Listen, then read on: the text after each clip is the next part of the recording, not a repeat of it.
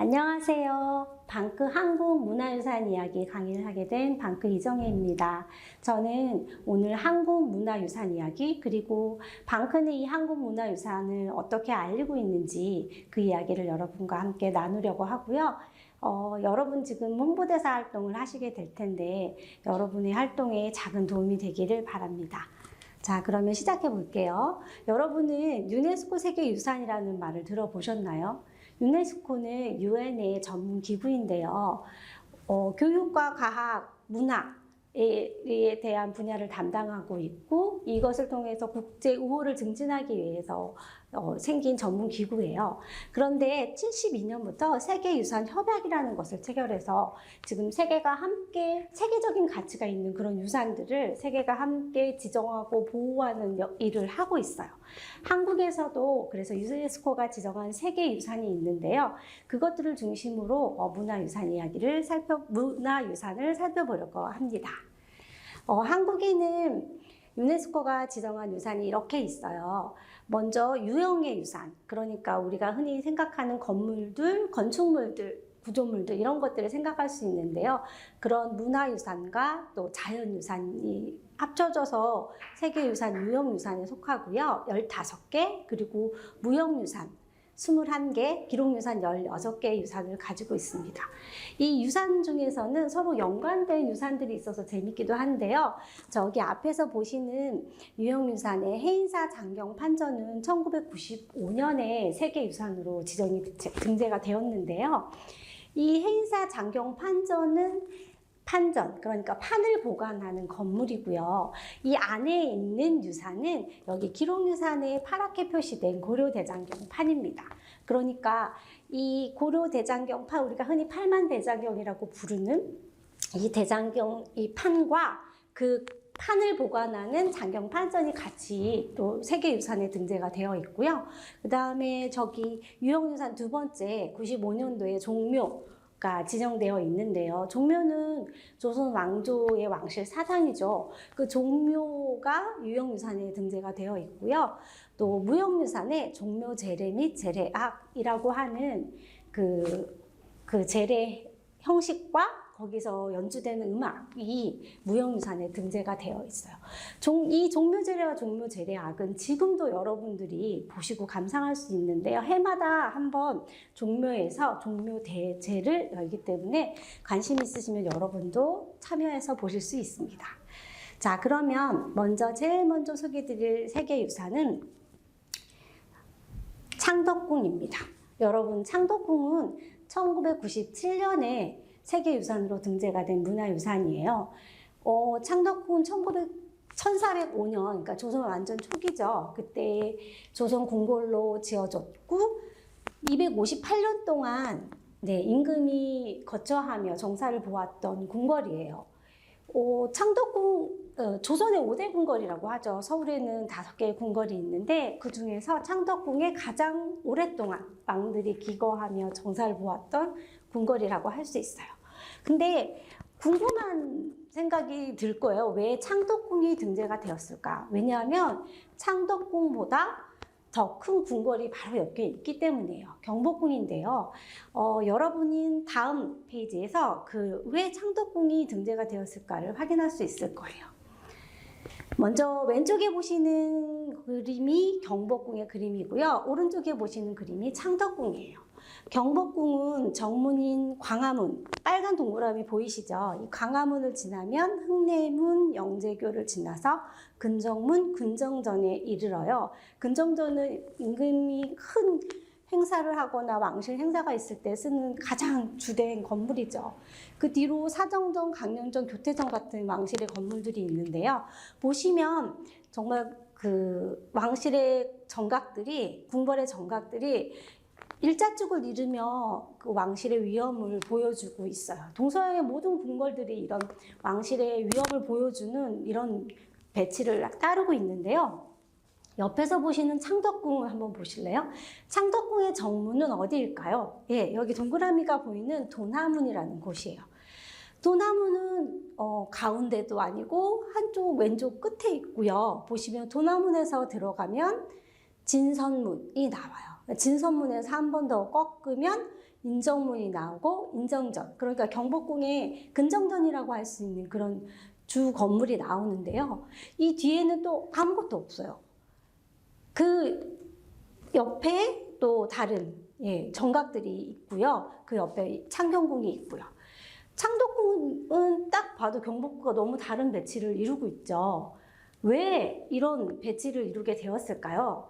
그건 바로 자연과 조화를 이루는 한국 궁궐 건축의 특징 때문이에요. 그걸 보여주는 궁궐이기 때문에 창덕궁이 유네스코 유산으로 등재가 되었고요. 이 사실 창덕궁이 자리 잡은 자리는 이 구릉지 언덕 지형이었던 거고요. 그 위에 여기 이 뒷부분은 창덕궁에서 유명한 정원, 후원이라고 불리는 큰 정원이 있고요. 여기는 구릉지니까 정원을 조성하고 밑으로 남쪽에는 비교적 평지이기 때문에 정각들을 배치한 거예요. 사실 동서의 모든 궁궐들이 왼쪽과 같이 경복궁 같은 일자축을 이루는 배치를 따르고 있지만 창덕궁은 새로운 한국만의 생각을 가지고 만들게 된 거죠. 기존의 궁궐 배치를 따르지 않고요. 그래서 창덕궁이 한글의 궁궐 건축 특징을 보여준다고 그 가치가 인정되어서 세계유산에 등재가 되었습니다.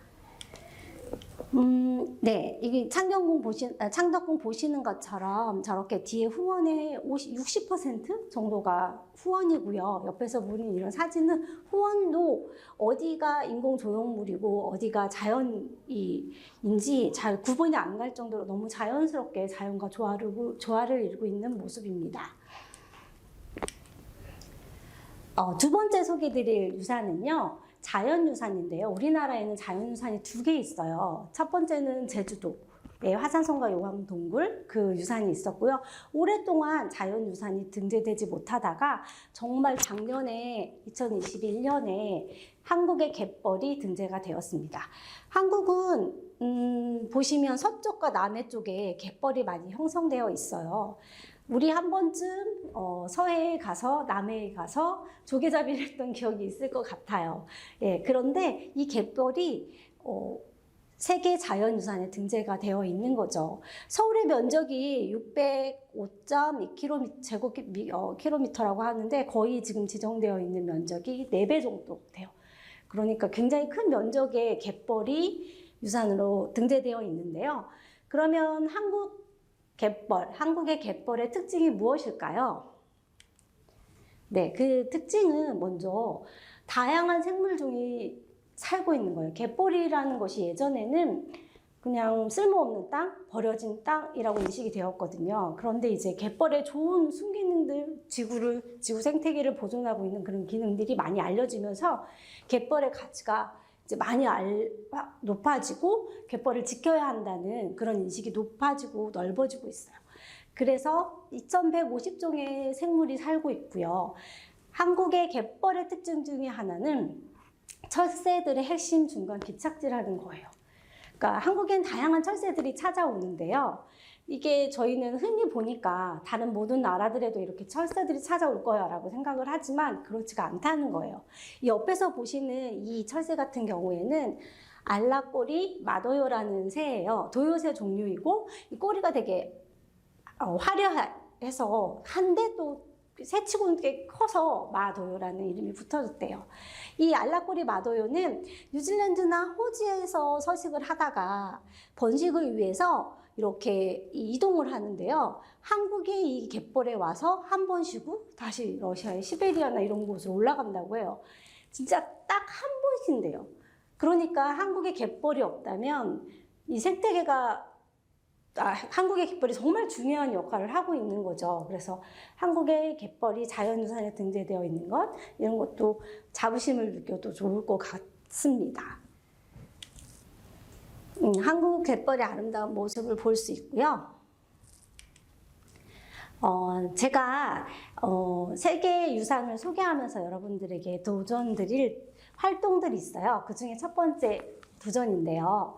한국과 세계 문화유산을 비교해서 알려보세요 라는 도전이에요.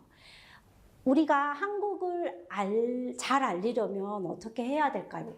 무조건 일방적으로 한국 정보만 막 얘기해서는 알릴 수가 없겠죠. 우리가 한국 문화유산을 알리면 세계 친구의 나라의 문화유산도 들어야 되고 알아야 되는 거죠. 그래서 방크는 한국의 문화유산과 세계 여러 나라의 문화유산을 비교해서 알리는데요. 지금 보시는 그림은 대한민국의 창덕궁과 프랑스의 베르사유 궁전을 같이 소개해서 알리는 거예요. 창덕궁이 자연과 조화를 이루는 한국 궁궐의 특징을 보여준다면 프랑스의 베르사유 궁전은 그 시대의 화려한 궁전 문화와 함께 그 뒤에 대정원이라고 불리는 정말 엄청 큰 정원이 있거든요. 그 정원의 그런 조경들이 프랑스의 지형에 맞게 독특하게 설계된 그런 유산이라고 해요. 그러니까 같이 비교해서 알려보면 프랑스 친구들은 너무 좋아할 것 같고요. 그 다음에 두 번째로 한국의 갯벌과 함께 덴마크, 독일, 네덜란드가 함께 지정한 바덴해라는 갯벌이 있습니다. 이 두 갯벌은 지구상에 남아있는 몇 안 되는 갯벌 중에 하나거든요. 그래서 이 세계유산 갯벌을 같이 소개하면 좋을 것 같고요. 정말 다양한 나라의 유산들과 소개를 하고 있습니다. 미얀마의 바간, 터키의 이스탄불 역사지구, 아제르바이잔, 인도, 미국, 영국, 말레이시아, 캄보디아 같은 정말 동남아시아, 유럽, 미국, 아메리카 대륙의 여러 그 나라들의 유산과 한국의 유산을 같이 알린다면 세계인들이 훨씬 한국의 유산을 재밌고 친근하게 접할 수 있을 거라는 생각이 듭니다. 두 번째로 소개해드릴 유산은 인류무형유산입니다. 인류무형유산에서 제가 여러분들께 말씀드리고 싶은 유산은 김장이에요. 김장은 2013년에 등재가 되었거든요. 김장은 김치를 담그고 나누는 문화라고 할 수 있어요. 한국의 겨울은 굉장히 춥고 길잖아요. 이런 긴 추운 겨울 동안 한국인들은 영양분을 잘 섭취하기 위해서 김장을 담았어요. 그래서 한국의 이 김장에는 한국인들의 자연과 조화를 이루어서 음식 문화를 발전시킨 문화라고 할 수 있고요. 무엇보다 김장은 혼자 담지 않잖아요. 가족이 함께 담그거나 이웃이 함께 담그거나 혹은 연말 보면 김장 나눔 행사가 엄청 많죠. 그러니까 이렇게 김장을 담아서 나누는 문화를 함으로써 이 대한민국 한국의 구성원으로서의 유대감을 높이는 그런 특징이 있다고 할 수 있을 것 같아요. 무엇보다 김장을 통해서 한국의 대표적인 음식인 김치를 알릴 수 있는데요. 김치는 또는 한국 음식, 한식의 특징을 다 가지고 있다고 해도 과언이 아닌 것 같아요. 먼저 채식 위주의 식단이고요. 종류도 다양하고 200가지가 넘는다고 해요. 그리고 한국의 대표적인 특징이라고 할 수 있죠. 한국 음식의 발효 음식. 그리고 고춧가루가 들어간 매운맛. 그리고 무엇보다 김치는 이렇게 한국의 음식에 한국인의 정이 들어간 그런 한국의 한식의 특징을 모두 가지고 있는 음식입니다. 다양한 이야기를 만들어낼 수 있을 것 같아요. 제가 미국 친구에게 물어봤더니 정말 미국인들은 웃을 때 치즈라고 해? 라고 물어봤더니 정말 그렇게 한다고 하더라고요. 한국인들은 김치라고 하잖아요. 그래서 김치와 스마일, 김치를 담는 항아리, 냉장고, 김치 냉장고 같은 경우는 와인 이외에 단일 음식으로는 유일하게 냉장고를 가지고 있는 그런 음식이기도 하고요. 다양한 김치와 얽힌 이야기를 만들어낼 수 있을 것 같아요. 근데 여러분들도 참고해서 알려보시면 좋을 것 같고요. 무엇보다 제가 저희 김장이나 이런 문화유산을 소개하면서 말하고 싶었던 건 지금 중국이 아리랑도 중국의 것, 판소리도 중국의 것, 한복도 중국의 것, 김치도 중국의 것이라고 말을 하고 있잖아요. 일테면 문화 제국주의라고 할 수 있을 텐데요. 이런 제국주의에 맞서는 것이 우리 것을 잘 알리는 거, 먼저 알리는 거, 이런 것들도 되게 중요할 것 같고요. 이런 것들이 항의하는 그런 활동도 필요할 것 같아요. 그래서 여러분들에게 소개해드리고 싶은 글로벌 청원 활동이에요. 한국 사람들 그리고 국외 여러 세계인들이 함께 같이 청원에 참여해서 한국의 의사를 국제사회 중국에 전하는 것이 중요할 것 같습니다. 사이트 주소는 브릿지 아시아닷넷이라고 하고요. 여기에 가시면 다양한 청원들을 보실 수 있으니 여러분들도 함께 참여해 주시면 좋을 것 같습니다. 그리고 두 번째 도전 활동은 문화유산 생활하기예요. 지금 제가 한복을 입고 있잖아요. 예, 제가 왜 한복을 입었을까요? 그건 방크가 한복을 알리고 한국의 문화를 알리는 활동을 하는데 말로만 저는 한복을 좋아해요. 혹은 한복은 이런 것이에요. 한국의 뭐 전통 의복이에요 라고 소개하는 것보다 제가 직접 많이 입고 보여주는 것이 정말 의미 있을 것 같아요.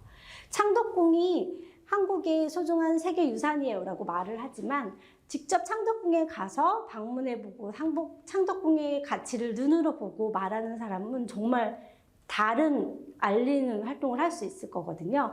그래서 문화유산을 생활하는 것을 여러분들이 이 홍보대사 기간 동안 꼭 해보셨으면 좋겠습니다. 마지막으로 세계 기록유산을 소개해 드릴 건데요. 한국은 기록유산에 있어서 정말 세계적인 나라예요. 아시아의 1위 기록유산을 가지고 있거든요. 그 기록유산 중에서도 저는 직지를 소개하고 싶은데요. 이 비디오는 직지를 소개하는 콜롬비아 청년 루이사의 이야기예요. 이 루이사의 이야기를 잠깐 보면 역사에 관심이 많은 사람으로서 저는 서양의 유물이나 유산을 동양의 유물보다 더 중요하게 생각하는 명백한 학문적 편견이 여러 차례 있었다는 것을 알게 됐습니다. 이런 편견이 직지가 구텐베르크 성서에 비해 잘 알려지지 않은 이유 중에 하나일 거라고 생각을 하고요. 이런 이 사회 발전을 모두 서양이 주도했다라는 생각을 멈춰야 한다라고 얘기를 하고 있어요. 실제로 이 영상은 방크의 유튜브 사이트에서 보실 수 있는데 제가 링크를 나중에 알려드릴게요.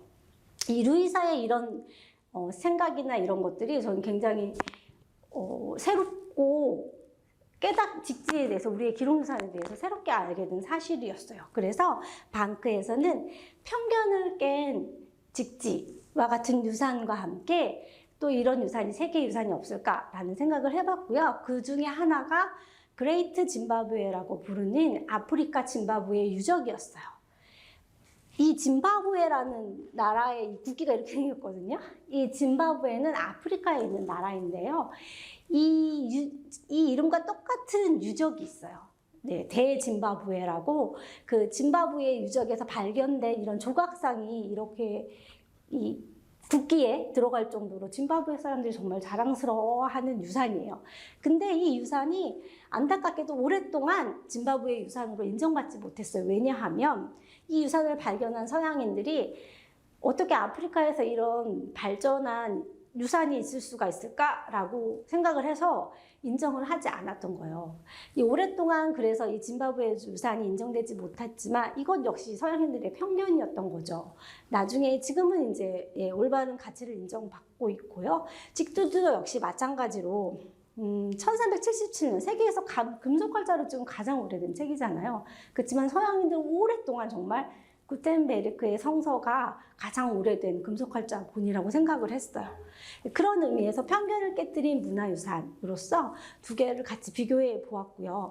이런 재미있는 코드들을 찾아서 여러분도 문화유산을 알리는 데 사용해 보면 좋을 것 같다는 생각을 합니다. 그리고 마지막 세 번째로 제가 소개드리고 싶은 이야기는 문화영웅 알리기인데요. 정말 재밌게도 우리나라 기록유산은 그 기록유산을 지켜낸 사람들이 있더라고요. 예를 들면 직지 같은 경우는 박병선 박사님이 직지가 지금 현재 어디 있는지 아세요? 프랑스의 국립도서관에 있거든요. 그 도서관에서 일하시던 박병선 박사님이 그 직지의 존재를 발견하고 이게 금속활자본이라는 것을 알리게 되셨어요. 그래서 세계에 직지가 세계 최고로 현존하는 세계 최고의 금속활자본 직지가 대한민국에서 만들었구나. 대한민국의 고려시대에 만들었구나라는 걸 알게 되었고요. 두 번째로 조선왕조실록의 정말 우리나라의 자랑스러운 유산인데요. 정말 이 유산이 사라질 뻔한 적이 있었어요. 임진왜란 때인데요. 그때 안희와 손흥록이라는 선비가 이 조선왕조 실록을 이고지고 이렇게 그림처럼 이고지고 산으로 옮겨서 온전하게 보존될 수 있었다고 해요. 그리고 마지막으로 이 훈민정음은 우리나라의 가장 훌륭한 문화유산을 하나 꼽아보라고 하면 저는 주저없이 한글이라고 할 건데요. 그 한글을 어떻게 만들었는지 어떻게 알 수 있었을까요? 이 자료 때문인데요. 이 훈민정음을 전형필이라는 분이 수집하고 보관하고 지켜내어서 우리가 한글의 탄생을 알 수 있는 그런 역사가 있습니다. 지금 우리도 문화유산 홍보대사로서 활동을 하잖아요. 같은 일인 것 같거든요. 우리의 문화유산을 지켜내는 그 활동을 하고 계신 여러분들 자부심을 느끼셔도 좋을 것 같고, 우리의 문화유산과 함께 그걸 지켜낸 영웅들을 알리면 더 의미 있을 것 같다는 생각이 듭니다. 자, 그럼 이제 마지막으로 제가 드리고 싶은 말씀은 유네스코 유산만 가치가 있나요? 어떻게 생각하세요? 여러분들 아니라는 거 분명히 알고 계실 거예요. 대한민국에도 정말 많이 알려지지 않은 문화유산들이 있거든요. 그 가치들을 발견해서 소개하는 것 또한 문화유산 홍보대사들이 할 일이라고 생각이 들고요. 마지막으로 제가 드렸던 도전 기억나세요? 첫 번째, 한국과 세계 문화유산을 비교해서 알리는 것. 일방적인 홍보는 안 되고요. 두 번째, 문화유산을 말로만, 자료로만 알리는 게 아니라 내가 직접 체험해보고 방문해보고 그렇게 알리는 활동이 꼭 필요하다고 생각이 들고요. 마지막으로 이걸 지켜낸 우리 한국인이 있었다는 거. 그 이야기를 같이 해보시면 너무 재미있는 문화유산 알리기 활동이 될 것 같습니다. 이것으로 저의 강의를 마칩니다. 여러분들 이 문화유산 홍보대사 활동을 통해서 우리나라의 자랑스러운 문화유산들이 한국인은 물론 세계인들에게도 더 많이 알려져서 많은 세계인들이 한국의 문화유산을 함께 누리고 기뻐했으면 좋겠다는 생각이 듭니다. 네, 감사합니다.